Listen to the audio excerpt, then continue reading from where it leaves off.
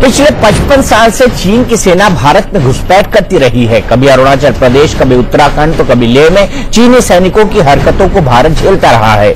भारत हमेशा से यह कहकर विवाद को बढ़ने से रोकता था कि लाइन ऑफ एक्चुअल कंट्रोल यानी LAC को लेकर भ्रम हो जाता है, इसलिए गलती से चीनी सैनिक भारत में रहते हैं।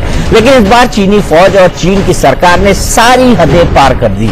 सिक्किम बॉर्डर पर नाथुला से करीब 15 किलोमीटर दूर चीनी सेना ने डोकलाम इलाके में सड़क बनानी शुरू की। ये इलाका भारत, भूटान और चीन की सीमा पर है। डोकलाम की जमीन भूटान की है। भूटान के विरोध और अपनी सुरक्षा को खतरा मानते हुए भारतीय सेना ने चीनी सैनिकों को रोक लिया। इससे चिढ़कर चीन ने नाथुला के रास्ते कैलाश मानसरोवर जाने वाले तीर्थयात्रियों को रोक दिया। विवाद इतना बड़ा कि नाथुला के रास्ते कैलाश मानसरोवर यात्रा को इस साल रद्द कर देना पड़ा। सीमा पर भारत और चीन की सेना आज भी आमने सामने खड़ी है। चीन ने डोकलाम में अपने सैनिकों की तैनाती बढ़ाई है तो भारत को भी सिक्किम में अतिरिक्त सैनिक भेजने पड़े हैं, जिन्हें नॉन कॉम्बैट यानी जंग की बजाय सामान्य ड्यूटी के लिए तैनात किया गया है। सिक्किम बॉर्डर पर तनाव के बीच चीन की सरकारी मीडिया और चीनी विदेश मंत्रालय ने तनाव बढ़ाने में कोई कसर नहीं छोड़ी। चीन की सरकार लगातार झूठ बोल रही है।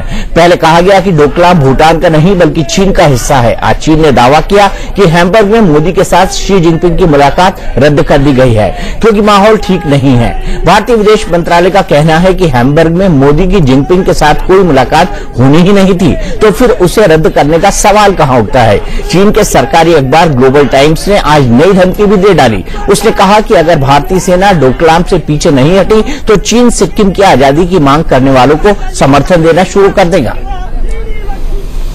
Since Doklam is part of Chinese territory, the activities conducted by the Chinese side in Doklam is within China's sovereignty. It is the Indian side that trespassed the Chinese territory and changed the status quo.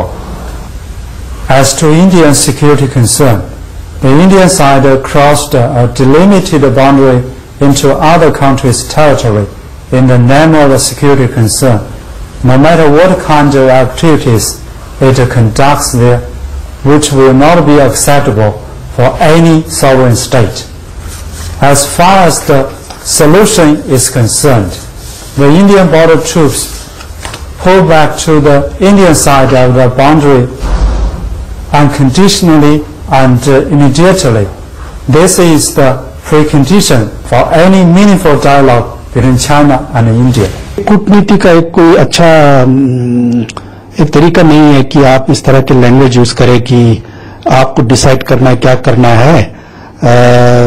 ये एक अच्छा sign नहीं है किसी राजदूत के हिस्से से कहना, वो भी न्यू दिल्ली में। इट्स ऑलमोस्ट लाइक थ्रेटनिंग, आपको धमकी की तरफ दूसरे ढंग से आपको धमकी भी दे रहा है। स्ट्रेटेजिकली बहुत जरूरी है क्योंकि जो डोलम प्लेट होकर बैठता है उसको डोमिनेट करेगा। हमारा जो सिलीगुड़ी कॉरिडोर है जहां से एक बड़ा नैरो लैंड का स्टेप है, जहां रेल और रोड के कम्युनिकेशन पूरी नॉर्थ ईस्ट स्टेट को कनेक्ट करते हैं, तो भारत इस बारे में सेंसिटिव है और मैं नहीं समझता कि भारत पीछे हटेगा या हटना भी चाहिए। लेकिन ऐसे जरूरी नहीं है कि हम कोई भड़काऊ स्टेटमेंट देते जाएं। फर्मनेस जरूर हो सकते है लेकिन भड़काऊ की जरूरत नहीं है। चाइना के साथ जो कुछ घटनाक्रम हुआ था उसमें सभी ताकतों को, सभी देशों को एक संतुलित ढंग से उस इशू को बैलेंस्ड वे से हैंडल करना आज आवश्यक है। With patience we all have to handle the issues. विदेश मंत्रालय देखेगा, रक्षा मंत्रालय देखेगा, सरकार इस पर गंभीरता से ले रही है, कदम डाल रही है, इतना मैं कह सकता हूं। तो सवाल यह है, चीन झूठ क्यों बोल रहा है? अगर शी जिनपिंग और भारत के प्रधानमंत्री नरेंद्र मोदी की मुलाकात होनी ही नहीं थी हैम्बर्ग में जर्मनी में G20 की बैठक के दौरान, तो उसने ये क्यों कहा कि इस मुलाकात को रद्द कर दिया गया है? इसी पर बड़ी बहस करने के लिए हमारे साथ सुरेश कुमार गोयल जी हैं, जो कि एक्स एम्बेसडर हैं चाइना के। स्टूडियो में हमारे साथ मौजूद है रिटायर्ड मेजर जनरल के सिन्हा, डिफेंस एक्सपर्ट हमारे साथ मौजूद है। BR दीपक साहब, जो कि प्रोफेसर है चाइना स्टडीज के JNU में। वो हमारे साथ मौजूद है और मेरे सहयोगी प्रकाश पांडे जो कि हमारे सीनियर एडिटर हैं, एमईए कवर करते हैं, वो हमारे साथ मौजूद है। सबसे पहले सर मैं आपसे जानना चाहूंगा गोयल साहब, आखिर चीन झूठ क्यों बोल रहा है, क्यों ऐसा कर रहा है? देखिए, ये मैं नहीं कह पाऊंगा कि वो झूठ क्यों बोल रहा है। ये उन्होंने बयान दिया कि वो मुलाकात रद्द कर दी गई है। हमारा कहना यह है कि हमने ऐसी कोई मुलाकात के लिए हमने कोई कार्रवाई की ही नहीं थी। बहरहाल, लेकिन बात यह है कि इन सब चीजों एक चीज साफ है कि ये जो वाद विवाद है चीन और भारत का, इस मामले को लेकर के तूल पकड़ता जा रहा है ये। और ये जो तूल पकड़ना है इस बात को लेकर के, इस बात को कहां किस तरह संभालना है, कहां पर ये बात हल होगी, ये सोचने वाली बात है कि किस तरह से इस मामले को हल किया जाए। झूठ क्यों बोल रहे हैं, क्या नहीं बोल रहे हैं, इसके बारे में जब तक की पूरी चीजें सामने नहीं हो, और जब ये तो चीन ही बताएंगे कि वो क्यों बोल रहे हैं, ये तो कहना बहुत मुश्किल होगा। तो सवाल ये कि ऐसे तनाव भरे स्टेटमेंट, कटु स्टेटमेंट से तो हल नहीं होगा, लेकिन चीन उकसा क्यों रहा है भारत को? दो तीन चीजें हमको इसमें निगाह रखनी होंगी। आपका असेसमेंट बताइए। जी, मैं वही बता रहा हूं जी। दो तीन चीजें आपको देखनी पड़ेंगी, और ये मेरे ख्याल है खाली इसको आप अभी डोकलाम के बारे में ना देख करके, इससे पहले भी जो किस्से रहे हैं उन सब से आपको देखना पड़ेगा। ये दरअसल बात यह है कि अगर आप देखें पिछले 3 साल में तकरीबन धीरे धीरे चीन का जो रवैया है कुछ ऐसा होता जा रहा है कि पहले 3-4 साल पहले एक एक्सेप्टेंस थी कि साउथ एशिया में भारत की एक एरिया ऑफ इन्फ्लुएंस है ये, और अब जो है पिछले 3 साल में 4 साल में चीन ने उसको चैलेंज करना शुरू कर दिया है। जो भी वजह रही हो, काफी सारी वजह उसके बारे में चर्चा कर सकते हैं हम, लेकिन उसमें क्योंकि भारत को चैलेंज कर रहे हैं कि ये जो है साउथ एशिया, ये आपका एरिया ऑफ इन्फ्लुएंस नहीं है, इसमें हमारा भी इन्फ्लुएंस है। तो उस बात के चलते हुए जहां जहां पर भारत के इंटरेस्ट आ रहे हैं वहां पर ये टकराव पैदा होना शुरू हो गया है। तो उसी टकराव को जो है भारत की एक जो हमारे जो अपने स्ट्रेटेजिक इंटरेस्ट है उसको जोड़ करके देखना पड़ेगा। ये बिल्कुल उसको जोड़कर देखना पड़ेगा। लेकिन प्रकाश, चीन का बयान पहले आया, चीन ने पहले कहा कि इस मुलाकात को रद्द कर दिया गया है। हमको सूत्रों से एमईए की जानकारी मिली कि ऐसी कोई मुलाकात होनी ही नहीं थी। एमईए का क्या असेसमेंट है, उनको क्यों लगता है कि चीन तनाव क्यों बढ़ा रहा है? देखिए, इसकी 2-3 वजह है दीपक। एमईए ने साफ तौर पे कहा, पहले सूत्रों के हवाले से, फिर साफ तौर पे खोलकर एमईए को आना पड़ा कि वहां पर ना तो हमने कभी रिक्वेस्ट की थी कि कोई द्विपक्षीय बातचीत होगी, ना चाइना की तरफ से ऐसा कोई रिक्वेस्ट आया था। उन्होंने हवाला दिया कि हमने ये चीज जो है 4 जुलाई को भी क्लियर कर दी थी। अब पूरी आधिकारिक तौर पर आ गया है ये कि हमारी द्विपक्षीय बातचीत केवल Argentina, Canada, UK, Italy, Mexico, south Korea, Vietnam और जापान के साथ है। इसमें से जापान, वियतनाम और साउथ कोरिया के साथ किस तरह के संबंध हैं चाइना के, ये आपको भी पता है, तो चाइना और तिलमिला गया। तो ऐसे में जो है ये साथ में ये भी कहा है एमईए ने साफ तौर पे कि G20 समिट में जाहिर सी बात है कि मंच जो है शेयर करेंगे, और साथ ही G20 के इतर जो है ब्रिक्स के नेताओं की बैठक होगी, वहां पर भी दोनों नेता जाएंगे। लेकिन ये साफ तौर पर है कि हमने कोई द्विपक्षीय बातचीत की वो बात ही नहीं की थी, ना उनकी तरफ से कोई ऐसी बात हुई थी, ना हमारी तरफ से। पर जिस तरह से सर ने भी बताया कि भारत का प्रभुत्व जो है एशिया में जिस तरह से बढ़ता जा रहा है, वो चीन के लिए कहीं ना कहीं खतरे की एक घंटी बज रही है, उसको लग रहा है। और खासकर जो ये एरिया है सिक्किम के पास वाला, वो एरिया ऐसा है कि अगर रणनीतिक तौर पे भी देखें तो भारत जो है बहुत भारत का अपर हैंड है। तो ऐसी स्थिति में चीन को लगता है कि इंटरनेशनल फोरम पे पहले से इस मुद्दे को उठा के गरमा के कहीं ना कहीं भारत के ऊपर एक कूटनीतिक दबाव बनाया जाए। यही वजह है कि तमाम और वजहों के अलावा ये एक वजह ऐसी है जिसके लिए जो है चीन ने ये प्रोपेगेंडा किया, जिसे भारत ने साफ तौर पर जो है खरी खरी सुनाकर उसको कहीं ना कहीं ठंडा करने की कोशिश की है, क्योंकि आज ही मोदी रात तक वहां पहुंच भी रहे हैं। दीपक जी, यहां पर जो सबसे बड़ा सवाल ये है कि कैलाश मानसरोवर यात्रा को नाथुला के दर्रे से उस वक्त जाने से रोका जाता है जब भारत के प्रधानमंत्री अमेरिका में डोनाल्ड ट्रंप से मिलने जा रहे हैं। G20 के पहले और इजराइल की विजिट के दरमियान सिक्किम में तनाव बढ़ जाता है और एक के बाद फटाफट ऐसे बयान आते हैं जिससे दोनों के बीच टेंशन बहुत बढ़ जाए। क्या भारत के बढ़ते हुए प्रभुत्व के कारण चीन ये गीदड़ भपकी दे रहा है, झूठ बोल रहा है? देखिए, जो धारणाएं हैं अलग अलग है। हमारी धारणा अलग है और चीन जो सोचता है वो अलग सोचता है। लेकिन अगर हम 1 जून से जो घटनाक्रम चला है इसका, जब से उन्होंने जो कहा जा रहा है कि 2 बंकर जो विवादित जमीन थे उससे हटा दिए हैं, तब से लेकर के और 16 जून और अभी तक का जो घटनाक्रम है, तो उसमें जो दोनों देशों के बीच में विरोध है और जो कह सकते हैं कि प्रतिद्वंद है, बढ़ रहा है और बढ़ता जा रहा है। इसमें हमको एक तो जो सीमा विवाद का जो पूरा का पूरा मामला है एक तरफ है, और दूसरी तरफ से जो हमारे अमेरिका के साथ जो बढ़ते सुरक्षा संबंध है, वो कहीं ना कहीं चीन को बहुत तंग कर रहे हैं। और चीन ये समझता है कि अगर भारत, अमेरिका, जापान, वियतनाम और ऑस्ट्रेलिया जैसे जो दूसरे देश है उनके क्लोज आएगा तो उसकी घेराबंदी कर रहा है।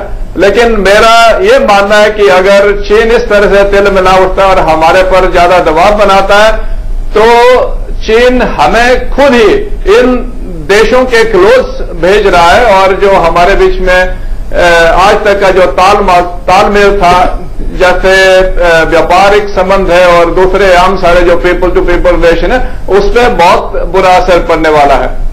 बिल्कुल, वाकई बुरा असर पड़ेगा। और चीन को यह भी समझना चाहिए कि भारत कितना बड़ा मार्केट है, इसके बावजूद चीन झूठ बोल रहा है। रिटायर्ड मेजर जनरल के सिन्हा साहब, आपको क्या नहीं लगता भारत 1962 वाला भारत नहीं है? भारत 2017 में खड़ा है और उसकी कैपेबिलिटीज भले ही चीन की हमसे थोड़ी ज्यादा हो, लेकिन उसकी कैपेबिलिटीज और उसकी हिम्मत भी कम नहीं है। दीपक जी, आपने एब्सोल्युटली सही कहा कि आज का भारत 2017 में और 62 के भारत में बहुत ज्यादा ही डिफरेंस है। आज भारत एक न्यू वर्ल्ड ऑर्डर जो चेंज हो रही है, जो शिफ्ट हो रहा है, उसके अंदर में एक मेजर प्लेयर है। तो जो आपने कहा कि क्यों China all of a sudden, ये देखिए, ये सीमा विवाद से नहीं जुड़ा है, 1-2 पैनलिस्ट ने कहा दिया, ये पूरा का पूरा मुद्दा जो है, इसमें 3 कंट्री इन्वॉल्व हैं, जिसमें कि इंडिया, भूटान और चाइना। ये डिफरेंट है। तो चुमार, दुपसांग या सोमरोंगचू, नमकाचू, आसाफिला, जो इस जगह में सेंसिटिव और डिस्प्यूटेड एरिया, उसकी कहानी नहीं है। इसको ध्यान से समझना पड़ेगा। देखिए, डोकाला का जो इलाका है वो चुंबी वैली बहुत ही हमारे लिए एक बहुत स्ट्रेंथ है और चाइना का वर्नेबिलिटी है। और जो डोकलाम एरिया है वो जो है जामफारी रिज लाइन है, उसके आगे नॉर्थ में पड़ती है, और ये है भूटान का इलाका।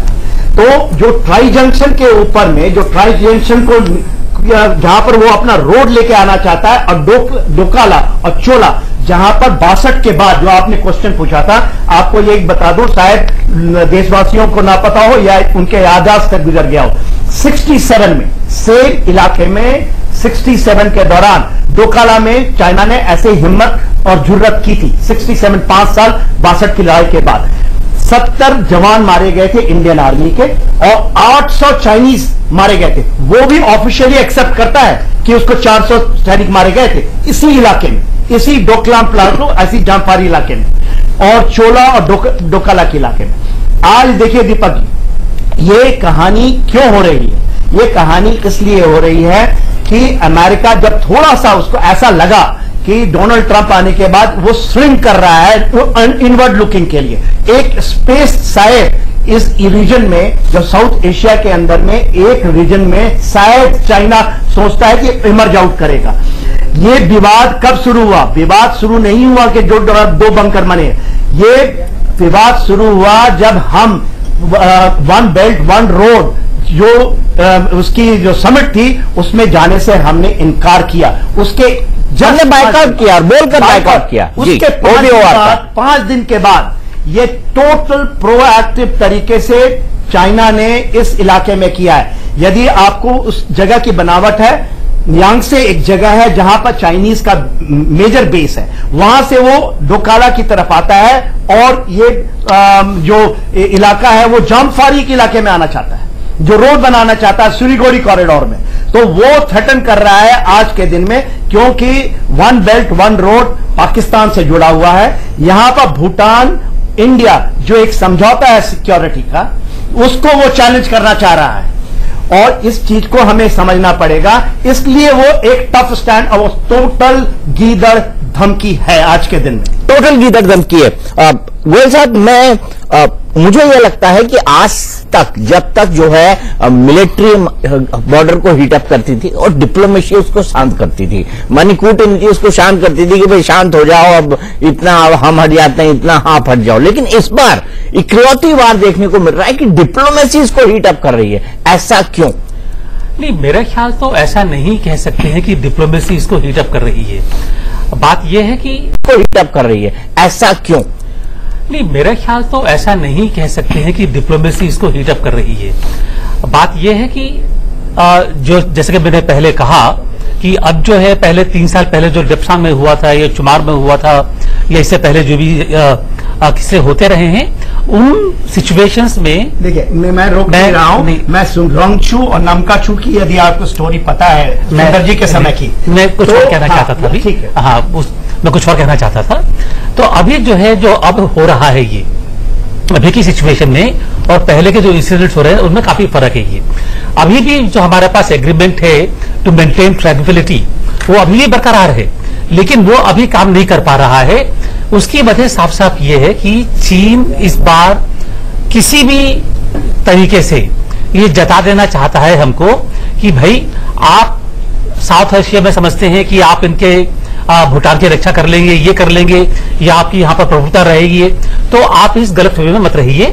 हम आपको एक ऐसा सबक सिखा सकते हैं कि आपकी जो ये सोचना है ये खत्म हो जाए। तो ये चीज चल रही है अभी भी हम चाहते यही है कि अगर बातचीत होकर के ये बात खत्म हो जाए, लेकिन उसका मेरे को कोई आसार नजर नहीं आ रहा है कि जल्दी हो पाएगा, पहले से काफी चल गया है। फॉर एग्जाम्पल अगर हम बात करें ये नाथुला से जो यात्री हैं तीर्थ यात्री को जाने का, ये हमारी उम्मीद से कहीं आगे निकल गया। ये इससे पहले कभी भी ऐसा नहीं हुआ कि अगर कोई ये बॉर्डर पर इस तरह घटना हो रही हो तो और बाकी चीजों पर असर पड़ रहा हो, ट्रेड पर असर पड़ रहा हो। पहली बार ऐसा हुआ है कि बॉर्डर पर एक इंसिडेंट हुआ और उन्होंने तीर्थ यात्रियों को रोक दिया। इसका मतलब साफ ये है कि चीन इस घटना को आगे बढ़ाना चाहता है। चीन आगे बढ़ाना चाहता है, लेकिन सवाल ये है आगे क्यों बढ़ाना चाहता है? क्या चीन डर गया है ओबीओआर का जिस तरह से भारत ने विरोध किया है? क्योंकि अगर OBOR one belt one road का इंप्लीमेंटेशन होता है तो उसमें एक तरह से चीन स्ट्रेटेजिक एज पाएगा पाकिस्तान की वजह से, पाकिस्तान ऑक्यूपाइड कश्मीर की वजह से। दीपक जी, मैं एक चीज कहूंगा यहाँ पर कि जो ओबीओआर पे देख लीजिए आप, ओबीओआर में उनके जो पेपर में जिस धड़ल्ले से बयान आए हैं और जिस तरह से कहा गया है कि भारत को इसमें ज्वाइन करना ही चाहिए, भारत नहीं करके बहुत गलती कर रहा है, बिल्कुल जिस तरह कहा गया कि जबरदस्ती की जा रही है कि भैया आप ज्वाइन क्यों नहीं कर रहे हैं आप ये, ठीक है। और उसका खाली एक मकसद ये था कि किसी न किसी तरह से भारत ये माने कि चीन का जो प्रभुत्व है इस इलाके में बढ़ रहा है, ठीक है। और हम मानने को तैयार नहीं, हम मानने को तैयार नहीं है और दुनिया भी मानने को तैयार नहीं है कि इकलौता चीन ही है जिसके पास सुपर पावर है, अमेरिका से भी आगे चला गया है, दुनिया की सबसे बड़ी इकोनॉमी बन गया है। लेकिन दीपक साहब, मेरा सवाल फिर वहीं पर आता है कि क्या आपको लगता है कि ओबीओआर का बदला ले रहा है?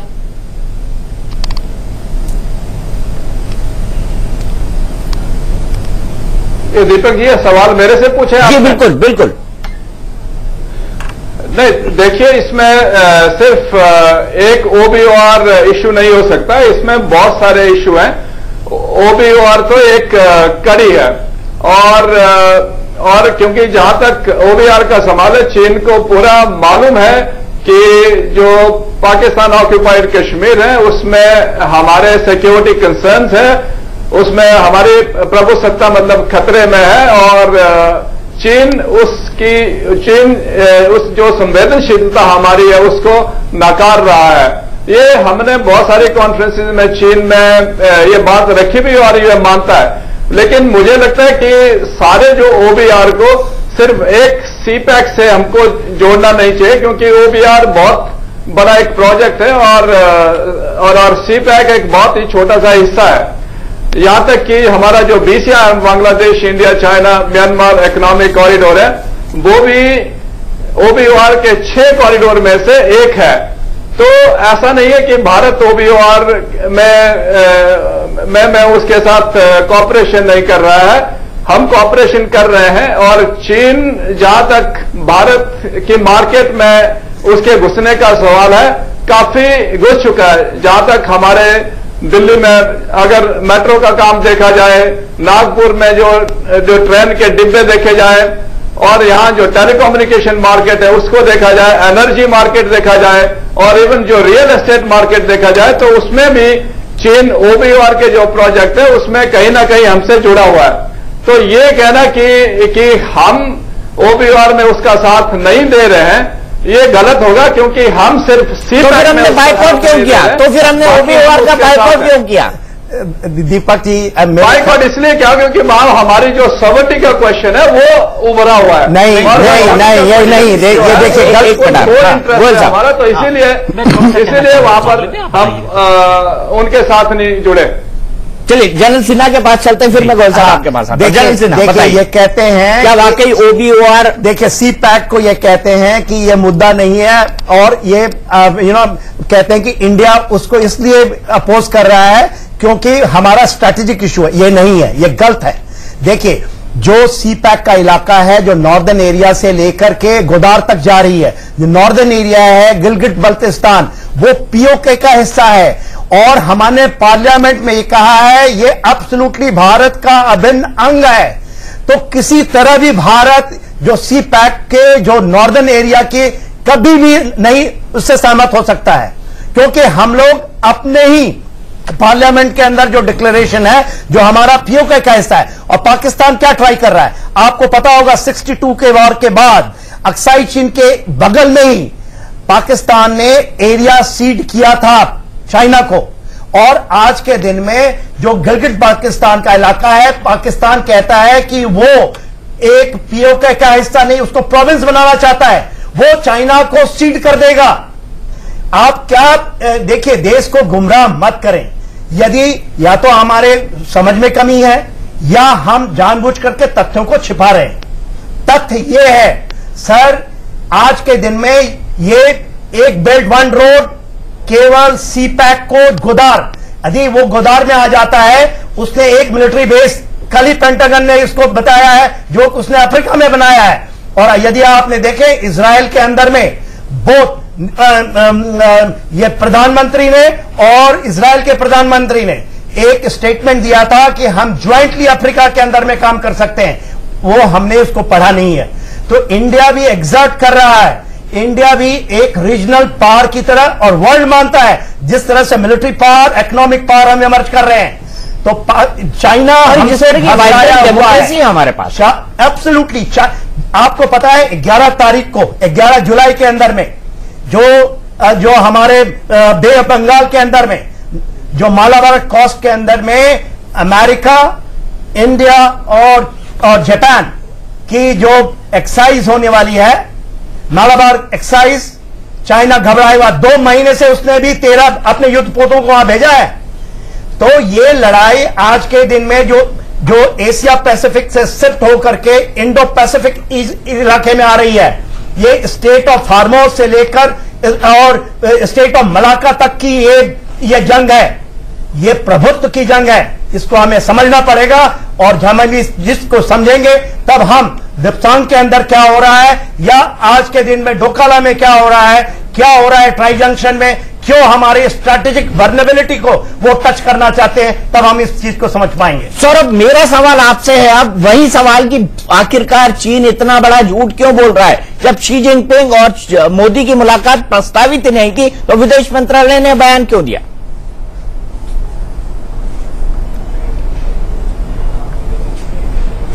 देखिए दीपक, सबसे पहले तो मैं ये बताऊं कि सबसे अहम बात यह है कि जब से डोनाल्ड ट्रंप और नरेंद्र मोदी की जो एक बातचीत है वो एक दूसरे लेवल पे हुई है, एक सामूहिक तौर के तरीके पे दोनों की जो केमिस्ट्री है काफी अच्छी हुई है। चीन इस बात से बहुत घबराया हुआ है।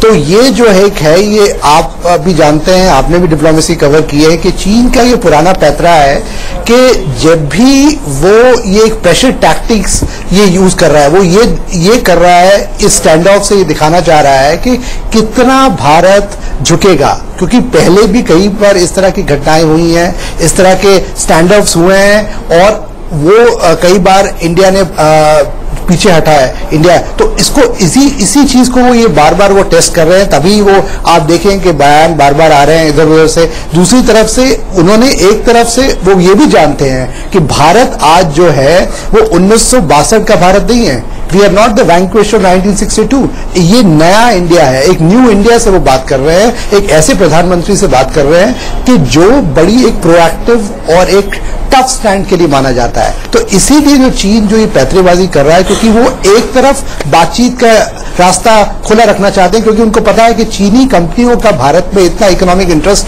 आज हो गया है कि अगर भारत कोई ज्यादा सख्त कदम उठाएगा तो खाली भारत, और भारत अकेला नहीं है, बहुत और भी देश उसके साथ हैं, जापान हुआ, अमेरिका हुआ, और ये जो युद्ध जो एक्सरसाइज होंगी इससे भी वो साउथ चाइना सी में उसको परेशानी है। एक चीज और बताऊं कि जो भारत के साथ जब नरेंद्र मोदी वहां गए थे अमेरिका में, जो समझौता हुआ ड्रोन्स के लिए, वो ड्रोन्स जो हैं वो नेवल सर्वेलेंस के लिए यूज किए जाते हैं। जो चीनी जो जहाज है उनके लिए काफी परेशानी वो खड़ी कर सकते हैं। तो चीन ये सब समझ रहा है कि भारत जो है आज वो भारत नहीं है जिससे वो पहले जूझता था, तो इसीलिए ये पैतरेबाजी हो रही है। ये मेरे हिसाब से ये एक पूरा स्ट्रैटेजी कि कौन बकल पहले करेगा, कौन ब्लिंक पहले करेगा, कौन ब्लिंक पहले करेगा। प्रकाश, आपकी क्या जानकारी है? एमईए क्या कहता है? अब वो इस इशू को कैसे टेकल करेगा जब डिप्लोमेसी इसको हीटअप कर रही है? दीपक, जैसे सौरभ कह रहे थे बिल्कुल सही बात है कि जिस तरह से अमेरिका और भारत के रिश्ते बढ़े हैं, और खासकर नॉर्थ कोरिया के लिए जो सबको पता है कि चीन हमेशा उनको शह देता रहा है।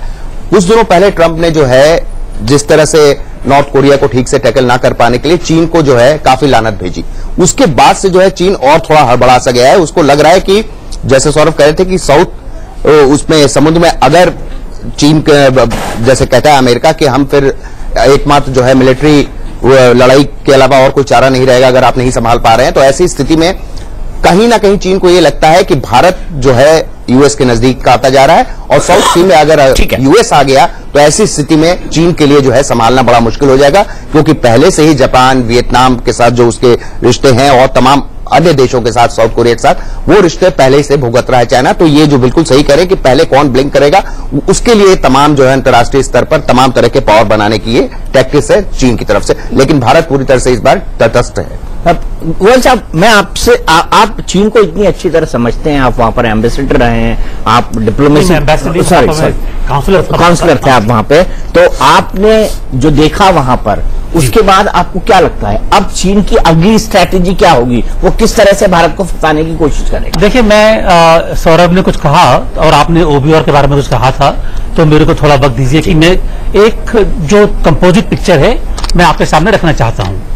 देखिए, पहली बात तो यह है कि एक किसी ने कहा कि हम ओबीओआर का अपने बॉयकॉट क्यों किया हमने। ये ओबीओआर और बीआरएफ ये अलग अलग चीजें हैं। ये बीआरएफ की जो मीटिंग पेचिंग में हुई थी, वो मीटिंग थी जिसमें उन्होंने जो ओबीओआर के जहां जहां जो पार्टनर कंट्रीज पॉसिबली हो सकते हैं उनको बुलाया था मीटिंग के लिए।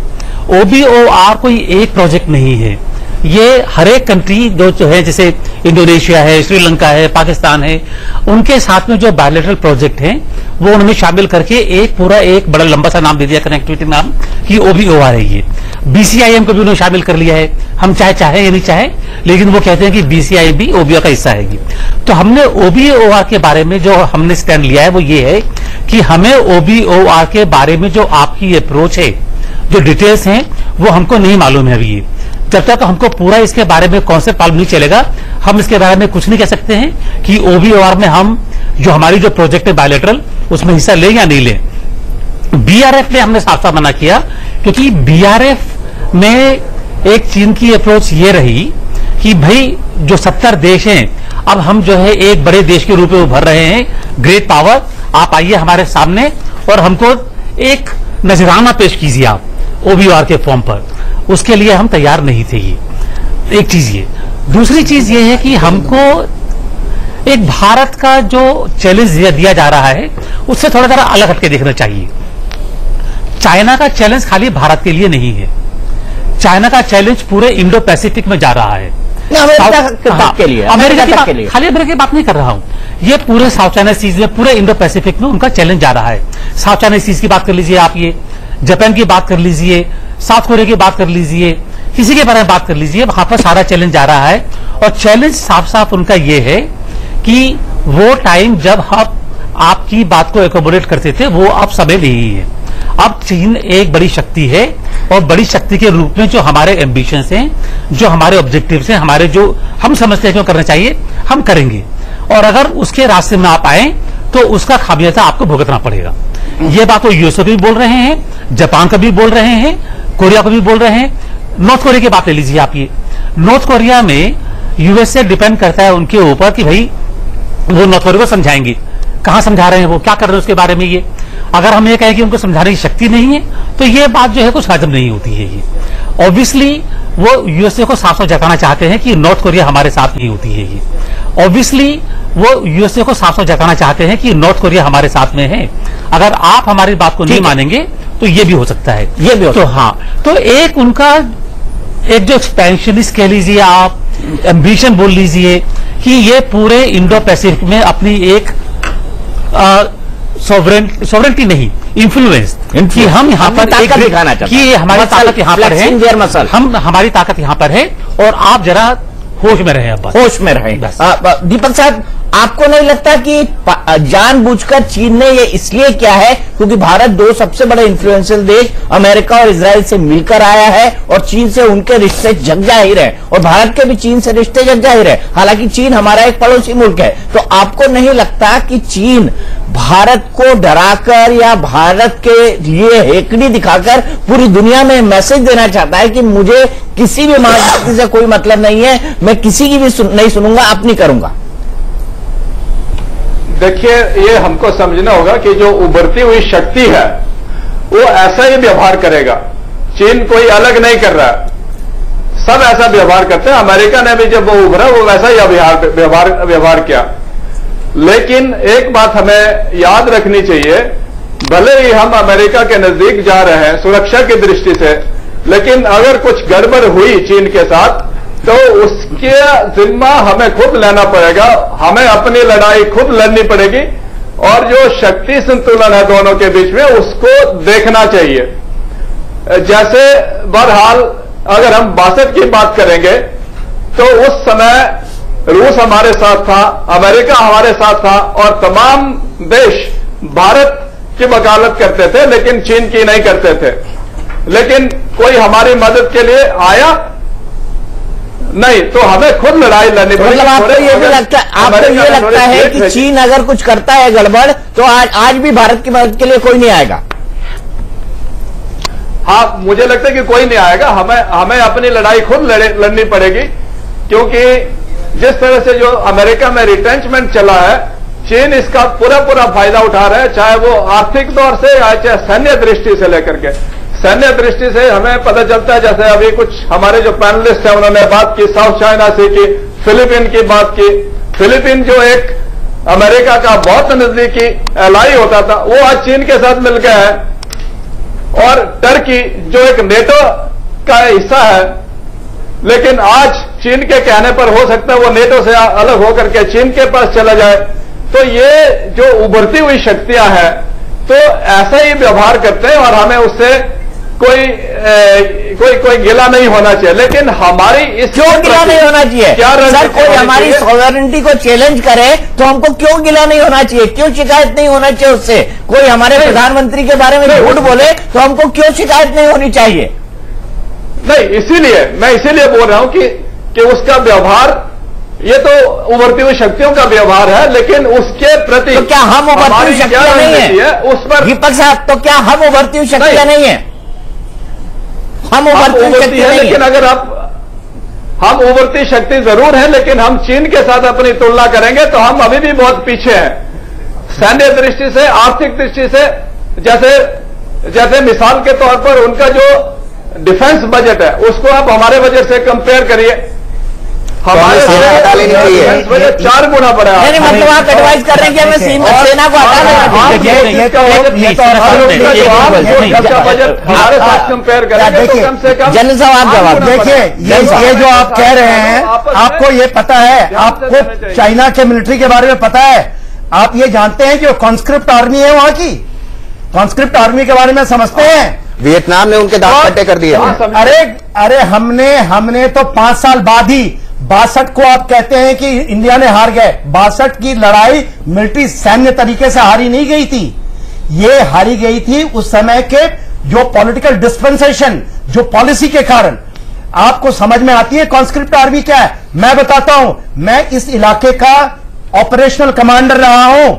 मैं आपको बताता हूं, जो चंडू मिलिट्री रीजन के अंदर में आज के दिन में जो हमारी रेजिमेंटेशन के तरीके से आर्मी खड़ी है, वो उसकी मुकाबला चाइना नहीं कर सकता है। वो तो सिगरेट पीने वाली और च्युइंगम खाने वाली आर्मी बन गई है। कॉन्स्क्रिप्ट 3 महीने के लिए आते हैं। ये डोकाला के इलाके में भी इंडियन आर्मी का वो नहीं सामना कर सकते। तो आप तो उसको बता दिए कि वो इतनी बड़ी शक्ति हो गई। ये बजट से नहीं होती आर्मी खड़ी। आर्मी खड़ी होती है अपने मसल और अपने जो चाणक्य नीति है उससे खड़ी जाती है। जो चीफ ने बताया ना, हमारे चीफ ने कहा कि हमें कैपेबिलिटी, सुन ले सर, प्लीज सुन ले। आपको क्या पता है फौज के बारे में? हमारी कैपेबिलिटी है 2.5 फ्रंट वॉर। क्लियर कट समझनी चाहिए आपको। 2.5 फ्रंट वॉर होता है चाइना, पाकिस्तान और इंटरनेशनल सिक्योरिटी। आपको कह रहे हैं कि हम कहीं matching wars are not fought on television, okay? Deepak, wars are not fought on television. I am sorry. I am sorry that the wars are not fought on television.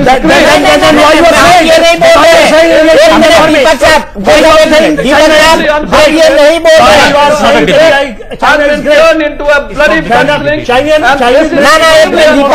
दीपक साहब, आप ये क्यों बोल रहे हैं कि चाइना महान है और भारत नहीं? आप ये क्यों बोल रहे हैं? चाइनीज आर्मी इज ग्रेट, आपने कह दिया उसका कोई मैच नहीं है। अरे इंडियन आर्मी का कोई मैच नहीं कर सकता आज के दिन में चाइनीज आर्मी। मैं कुछ कह सकता हूं? बोले। देखिए, ऐसा है कि यहां पर हम कंपेयर नहीं कर रहे हैं कि भारत की सेना महान है या चीन की सेना महान है या क्या है। चीन की सेना और भारत की सेना में जैसे 67 के बाद में कोई मौका ऐसा नहीं आया हो जहां पर कि फुल स्केल स्कर्मिशेस हुए हों। लेकिन सवाल यहां पर यह है कि जरूरी है क्या हमको अपनी शक्ति को तोलना है आपस में कि कौन बड़ा है, कौन ज्यादा ताकतवर है, कौन नहीं है? कोई भी होगा, नुकसान तो दोनों का ही होना है। चीन का ज्यादा होगा नुकसान तो दोनों का होना है। बात यह है कि अभी हम जो है चाहते क्या है कि हमारे हित में क्या है, हमारे को अपना हित देखना है। बिल्कुल आपकी बात से एग्री कर रहा हूं। मैं आपकी बात से एग्री कर रहा हूं। कोई बात, मैं कुछ और कहना चाहता हूं। मुझे इस बात से ऑब्जेक्शन है दीपक साहब की कि उनको चाइना की आर्मी, चाइना का पर्सपेक्टिव, चाइना का फुफकारना लॉजिकल लगता है। किताब पढ़ के वो कंपेरिजन जायज में आ जाते हैं।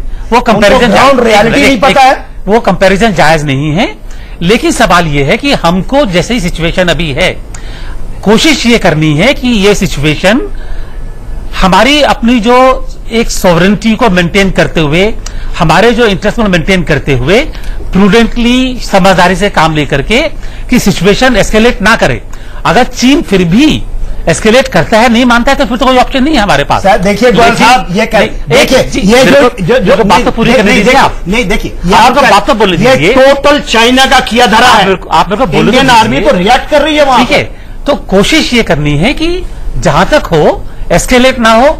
उस केस में हमको ये जरूर है कि अपने इंटरेस्ट को नहीं भूलना है। इंटरेस्ट को देखते हुए कि हमारा क्या इंटरेस्ट है, क्या हमारी स्ट्रेंथ है, कोशिश ये करनी है कि अगर शांति से ट्रैंक्विलिटी बात हो जाए।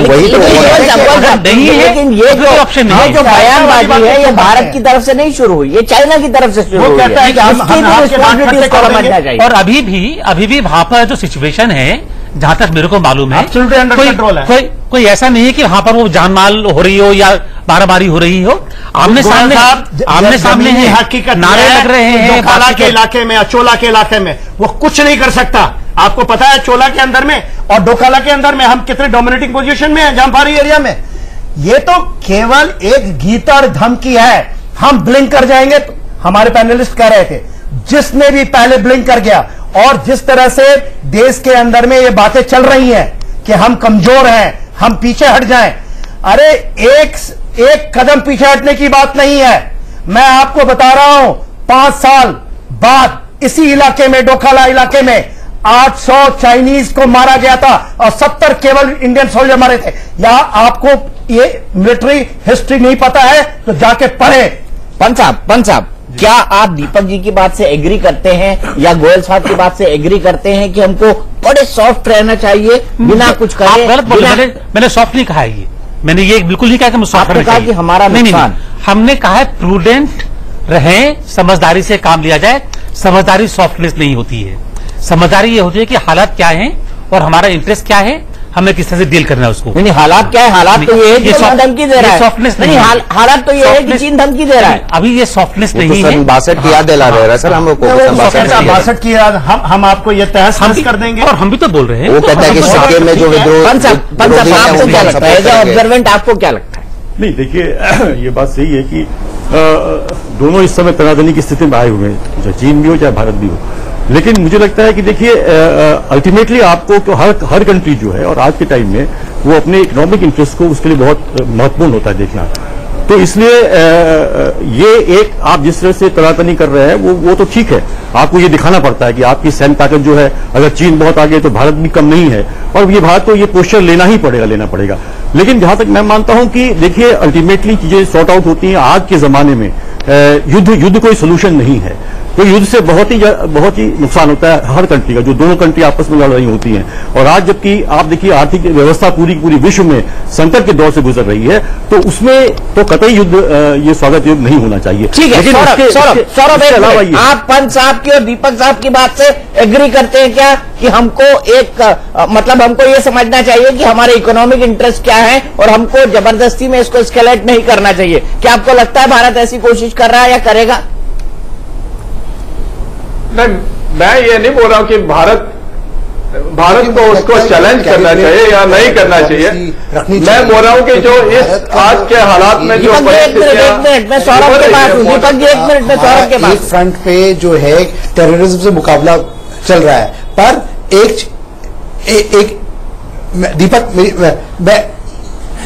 दीपक मैं ये कह रहा हूं कि भारत को कैलिब्रेटेड एक सोची समझी डिप्लोमेसी करनी पड़ेगी यहां पर, क्योंकि एक तरफ वो चाइना को बिल्कुल ये नहीं दर्शा सकते कि भारत किसी तरह से भी ब्लिंक करेगा, और ये बिल्कुल साफ जाहिर है जिस तरह से स्टेटमेंट आए हैं भारत के, और जिस तरह से आर्मी को भी निर्देश दिया गया है कि भारत जो है डी एस्केलेट नहीं करेगा जब तक चीन जो है वो, क्योंकि भूटान जो है भारत का एक अच्छा दोस्त है और दोस्त की मदद करने के लिए भारत बिल्कुल सक्षम है और भारत वो कर रहा है, और जो पहले होता था वो अब नहीं होगा, और यही एक बड़ा स्ट्रांग मैसेज है। मैं आपको एक फैक्ट बताना चाहता हूं जो कई पैनलिस्ट भी मुझसे एग्री करेंगे कि चीन जो है पूरे एशिया में और आसियान के देशों में भी चीन जो है काफी ज्यादा वो अपनी क्रेडिबिलिटी खो रहा है।